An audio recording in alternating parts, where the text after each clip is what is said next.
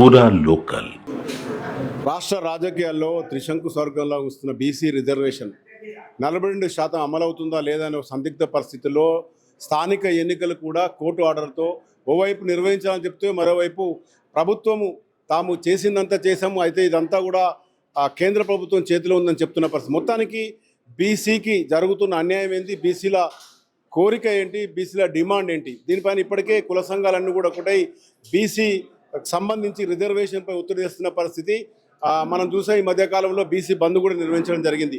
మొత్తంగా బీసీకి కావాల్సిన 42% అమలుపై అసలు ఏం చేస్తే అమలు జరుగుతుంది, దీనికి సంబంధించిన న్యాయపరమైన డిమాండ్లు ఎలా ఉన్నాయి, న్యాయస్థానం మెట్టెక్కిన బీసీ రిజర్వేషన్కి సంబంధించిన కూడా పూర్తి ఒక నిర్ణయం కూడా రాకముందే మరోవైపు ప్రభుత్వం త్వరలోనే ఎన్నికలకు పోతున్న చెప్పిన పరిస్థితిలో కరీంనగర్లో రౌండ్ టేబుల్ సమావేశం జరిగింది. దీనికి సంబంధించి కుల సంఘాలతో పాటు చాలా రాజకీయ పార్టీలు కూడా ఇక్కడ పార్టిసిపేట్ చేయడం జరిగింది. వారితో మాట్లాడదాం.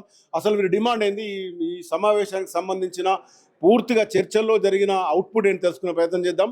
ఆల్ ఇండియా ఫార్వర్డ్ బ్లాక్ నుంచి అంబర్ జోజిరెడ్డి మనతో ఉన్నారు. చెప్పండి, అసలు ఈ రౌండ్ టేబుల్ సమావేశం యొక్క అవుట్పుట్ ఏంటి?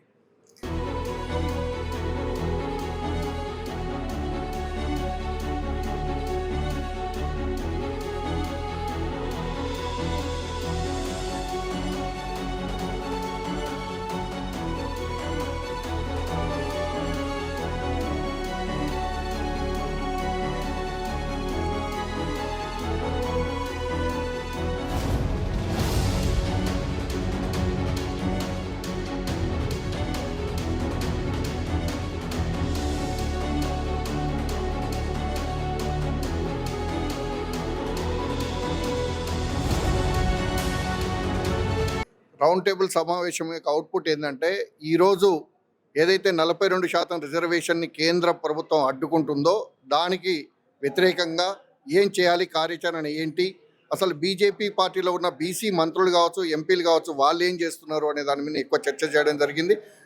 ముందు ఏ కార్యక్రమం చేపడితే ఈ బీసీ రిజర్వేషన్లకి కేంద్ర ప్రభుత్వం తల ఒగ్గుద్దో ఆ విధంగా కార్యాచరణ చేపట్టాలని చెప్పేసి కూడా అందరం ఒక నిర్ణయం తీసుకోవడం జరిగింది.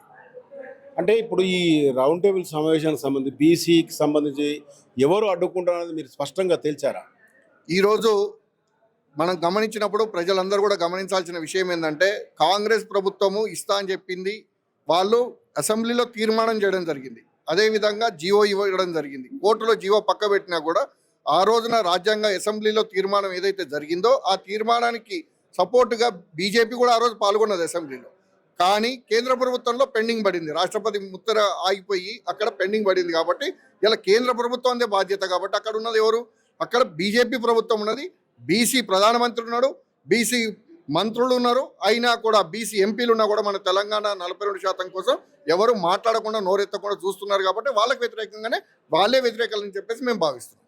ఈ రౌండ్ టేబుల్ సమావేశంలో మీరు కమ్యూనిస్ట్ పార్టీ తరఫున ఎలాంటి నిర్ణయం తీసుకున్నారు? ఈ యొక్క రౌండ్ టేబుల్ సమావేశంలో ఈ యొక్క బీసీ బిల్లుకు వ్యతిరేకంగా బీజేపీ ప్రభుత్వం పనిచేస్తుందని చెప్పి ఒక నిర్ణయం జరిగింది. అదేవిధంగా ఈ యొక్క కాంగ్రెస్ ప్రభుత్వం కూడా బీసీ బిల్లును ఆమోదించాలని చెప్పి గవర్నర్ దగ్గర, రాష్ట్రపతి దగ్గర కూడా లేఖలు రాసి అక్కడికి ఈ జీవోలను అమలు చేయండి, 42% మేము అమలు చేస్తామని చెప్పి ముఖ్యమంత్రి చెప్పినా కానీ మొట్టికాయలు వేస్తూ బీజేపీ ప్రభుత్వం మొండిగా వివరిస్తూ ఉంది. బీజేపీలో ఉన్నటువంటి బీసీ ఎమ్మెల్యేలు, ఎంపీలు, మంత్రులకు విజ్ఞప్తి చేస్తా ఉన్నాం, ఈ యొక్క బీసీ బిల్లును ఆమోదించండి. ఇది రాజకీయాలు కాదు, ఇది అందరికీ ఉపయోగపడేటువంటి ఈ యొక్క రిజర్వేషన్ అమలు చేయాలని చెప్పి కోరుతా ఉన్నాం. ఈ అమలుకు సంబంధించి అడ్డంకులు, న్యాయపరమైన అడ్డంకులు చూస్తే రాజ్యాంగం ప్రకారం కూడా పర్సంటేజ్ దాటుతుందని ఒక న్యాయపరమైన అడ్డంకి వస్తున్న సందర్భంగా అసలు ఇది పాసిబుల్ అవుతుంది అనుకుంటున్నాను? పాసిబుల్ అవుతుంది. గత ప్రభుత్వంలో ప్రధానమంత్రి పివి నరసింహారావు గారు ఉన్నారు, తమిళనాడులో జయలలిత గారు ఉన్నారు, కాంగ్రెస్ ప్రభుత్వంలో కొట్టాడి తెచ్చినటువంటి జయలలిత ముఖ్యమంత్రి గారు 67% రిజర్వేషన్ తెచ్చుకున్నారు. పాసిబుల్ అవుతుంది, కాదనే సమస్య లేదు.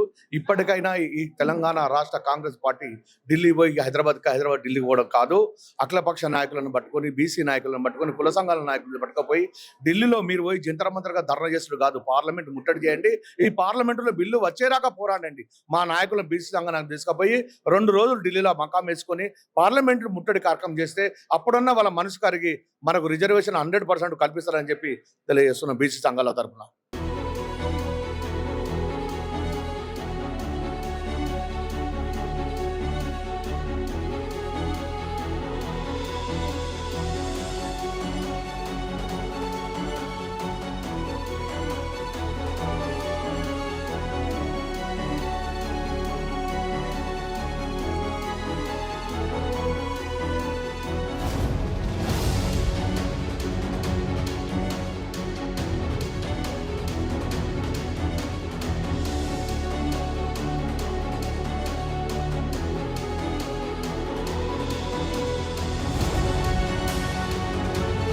మీ డిమాండ్ ఏంది ప్రభుత్వానికి నేరుగా ఇప్పుడు ఏం చెప్పదలుచుకున్నారు? మేము కూడా చెప్పదలుచుకున్నది ఏంటి అంటే బీసీ సంఘాలకి కంపల్సరీ బీసీ సంఘాలు అనేది 42% రిజర్వేషన్ కావాలి. అందులో బీసీ సంఘాలకు కూడా మహిళా రిజర్వేషన్ కూడా కావాలి. ఎందుకంటే మనం బీసీలం ఎక్కువ ఉన్నాం, తక్కువ లేము. బీసీలం ఉన్నాము, బీసీ మంత్రులు ఉన్నారు, అందరు ఉన్నారు. వాళ్ళను మనము పోయి మనం మాట్లాడి వాళ్ళని పట్టుకొని మనం సెంట్రల్కి పోదాం. డైరెక్ట్ పోయి అక్కడ బీసీ సంఘాలు సంప్రదిస్తే 100% మనకు వస్తుంది. ఎందుకంటే మనం తక్కువ లేము, బీసీల వాళ్ళే ఎక్కువ ఉన్నారు కాబట్టి కంపల్సరీ మనం పోరాటం చేయాలి. పోరాటం చేస్తే కంపల్సరీ వస్తుంది అనేది మేము ఆశిస్తున్నాం. ఒకవేళ ఈ అంటే పోరాటం అనేది వచ్చింది సందర్భంగా చూస్తే ఇప్పటికే చాలా ఆచారం జరిగింది. స్థానిక ఎన్నికలు జరగాల్సి ఉంది.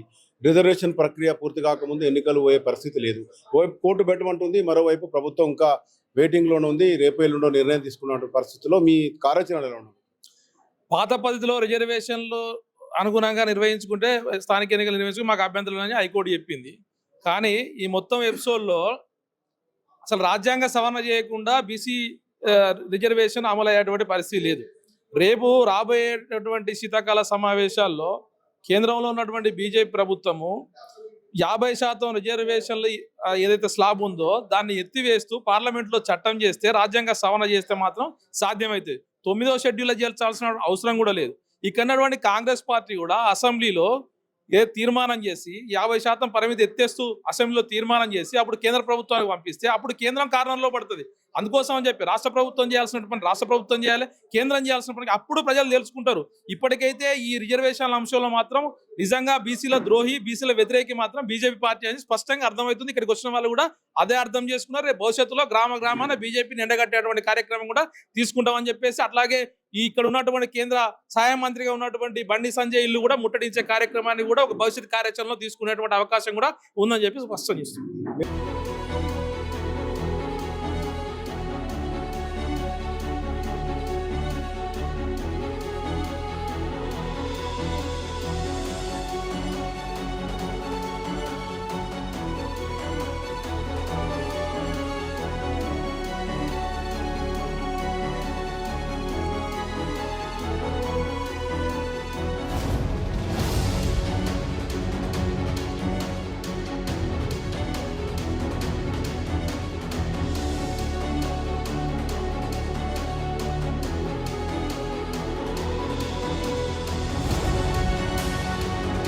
మీరు చెప్పండి. బీఎస్పీ పార్టీ మొదటి నుంచి కూడా బహుజన సమాజ్కి సంబంధించి ఉత్తరప్రదేశ్లో కూడా చాలా జరిగింది. అక్కడ కూడా ఇంప్లిమెంట్ కాలేదు రిజర్వేషన్. ఈ తెలంగాణ రాష్ట్రానికి వచ్చే వరకు మీ పార్టీ ఎలా ఉండదు? అంటే ఉత్తరప్రదేశ్లో కూడా మాయావతి గారి ప్రభుత్వం ఏర్పాటు అయిన వెంటనే దాదాపు 12 మందికి మంత్రి పదవులు ఇచ్చి, అదేవిధంగా బీసీల కోసమే ఒక జాతీయ పార్టీని ఏర్పాటు చేసినటువంటి పార్టీ ఏదైనా ఉంది అంటే బహుజన్ సమాజ్ పార్టీ.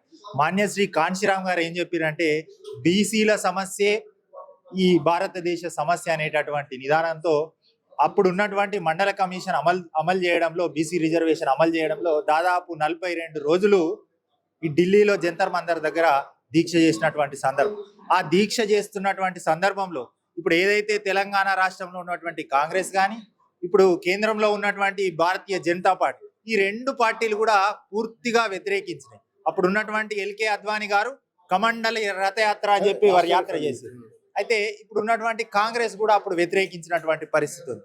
మేము ఏం చెప్తా ఉన్నామంటే ఏదైనా బీసీలకు రిజర్వేషన్లు అమలు చేయాలని చెప్పినటువంటి ఇప్పుడు తెలంగాణలో ఉన్నటువంటి రాష్ట్ర ప్రభుత్వం ముందుగా వాళ్ళ మంత్రివర్గంలో కూడా 42% రిజర్వేషన్ అమలు చేయాలి. ఉన్న మంత్రివర్గంలోనే రిజర్వేషన్ అమలు చేయకుండా మా బీసీ సోదరులను, బీసీలందరినీ కూడా మభ్యపెట్టే దిశగా అయితే ఇప్పుడు జరుగుతా ఉంది. తప్పకుండా బీసీలందరికీ కూడా రిజర్వేషన్ అమలులో బహుజన్ సమాజ్ పార్టీ ముందు నుంచి కూడా బహుజన్ల కోసం పోరాటం చేస్తున్నటువంటి పార్టీ. రేపు బీసీ రిజర్వేషన్లకు సంబంధించి కూడా మేము అన్ని రంగాల్లో కూడా ముందుంటామని చెప్పి సందర్భంగా చెప్తూ, ఈ నెల 29వ తారీఖు కూడా హైదరాబాద్లో ఇందిరా పార్క్ దగ్గర కూడా మహాధర్నా కార్యక్రమాన్ని కూడా రిజర్వేషన్ అమలు చేయాలని చెప్పి కూడా మేము పోరాటం చేస్తామని చెప్పి. ఈరోజు మన బీసీ వ్యతిరేకుల మీద మరి ఫార్వర్డ్ బ్లాక్ పార్టీ నాయకులు రౌండ్ టేబుల్ సమావేశం నిర్వహించారు. ఈ రౌండ్ టేబుల్ సమావేశంలో ఏంటంటే ముఖ్యంగా కేంద్ర ప్రభుత్వం చేసే పనిని అమలు పరచలేదు కాబట్టి 42% రిజర్వేషన్ బీసీలకు అనుగదొక్క విధంగా తయారు చేస్తారు. ఎందుకంటే రాష్ట్ర ప్రభుత్వం ఆల్రెడీ రాష్ట్ర ప్రభుత్వంలో మంచి లక్షణాలు ఉన్నాయి. ఎందుకంటే తెలంగాణ ఉద్యమం జరిగినప్పుడు సోనియా గాంధీ మరి ఇంత ఉద్యమాలు చూసి ఇంత చేసి చాలా మంది అట్టడుగున వర్గాలు బీసీ కులాలు ఎంతో మంది ఉద్యమాలు పాల్గొన్నారు కాబట్టి అప్పటి నుండి ఇప్పటి వరకు ఆమె తెలంగాణ రాష్ట్రానికి మరి అప్పుడు ఇచ్చింది. కానీ ఇప్పుడు కూడా కాంగ్రెస్ ప్రభుత్వం మరి 42% రిజర్వేషన్ అన్ని అమలుపరిచినప్పుడు కూడా కేంద్ర ప్రభుత్వం అమలుపరచలేదు. ఇక్కడ వచ్చిన సిపిఐ సిపిఎం అదే అనుబంధ సంఘాల మీద పార్టీ నాయకులు ఏమన్నారు తీర్మానం చేసినంటే మేము తీర్మానం చేయలేదు, వాళ్ళే తీర్మానం చేశారు. ఏం తీర్మానం చేశారు? ఖచ్చితంగా పార్లమెంట్లో ఒత్తిడి చేస్తే ఖచ్చితంగా ఈ 42% రిజర్వేషన్ అమలు అవుతుంది. లేకపోతే మరి బండి సంజయ్ గారి ఇల్లు ముట్టడి చేస్తే ఈ కార్యక్రమానికి మరి అందరూ పాల్గొనాలని తీర్మానం చేశారు. ఖచ్చితంగా బండి సంజయ్ గారి ఇల్లు ముట్టడి చేస్తే ఆయన ఒత్తిడి చేస్తే ఆయన అక్కడ ఒత్తిడి చేస్తారు కాబట్టి ఖచ్చితంగా ఈ కార్యక్రమం అమలు అవుతుంది అని చెప్పి రౌండ్ టేబుల్ సమావేశంలో తీర్మానం చేయడం జరిగింది.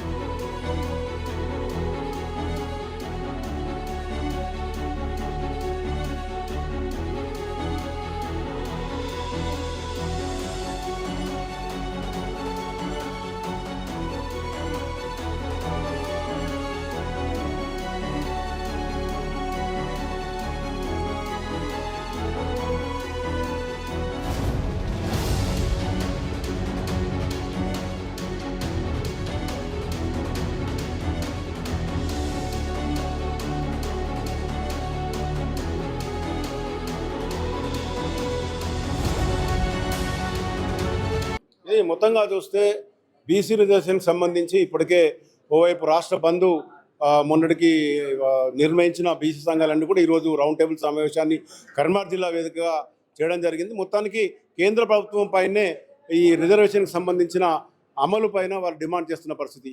కెమెరా పర్సన్ మైదర్తో మధుకరెడ్డి, పూర్వ లోకల్ న్యూస్, కరీంనగర్.